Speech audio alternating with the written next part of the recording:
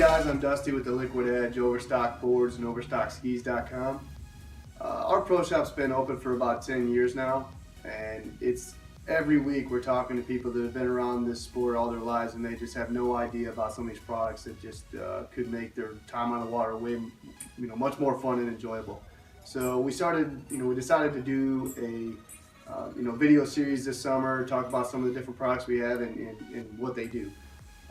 So the first thing we're going to start today, we're going to focus on ropes. First product we're going to start with is just a recreational ski rope. This is good for like knee boarding, combo skiing, maybe entry level, just getting into some slalom skiing, cutting across the wake. But jack of all trades, master of none. You really don't want to take it much past that, without it really affecting your ability on the water. But if you're going a little bit more towards the slalom skiing side of things, I highly recommend getting a nice slalom ski rope. These retail with the handle and rope for around $55, $50 to $60. The benefit of the slalom ski rope is that it's much more durable than your recreational rope. It's a lot thicker. It can take those hard hits from when you're cutting across the wake and going to a dead stop to back to 40 or 50 miles an hour across the wake again. It holds up a lot better, and you're not running as much of a risk of breaking a rope and throwing your elbows into your stomach. Another benefit, these also have the takeoffs for tournament slalom skiing. So if you want to actually get into the rhythm of slalom skiing to eventually get into a course, this rope will help you do that. Now on the other end of the spectrum, if you're wanting to go more towards the wakeboard side of things, you're going to want to go to a zero stretch rope, zero stretch wakeboard rope.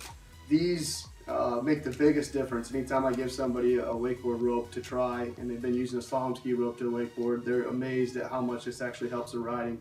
What it basically does is it helps with the consistency of the pull into the wake.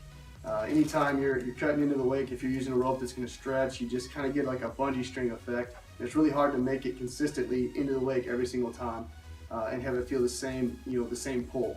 With a zero stretch rope, it kind of takes that out of the equation. It gives you a lot of help from the momentum of the boat to pull you into the wake. Another thing it also does is when you're in the air and you're trying to initiate a trick, a spin, or pull yourself around on a flip, you can use the tension of the zero stretch rope to pull yourself around or pull your feet back under you. So it does make a big difference when you're learning to wakeboard or getting into wakeboarding to have a zero stretch rope.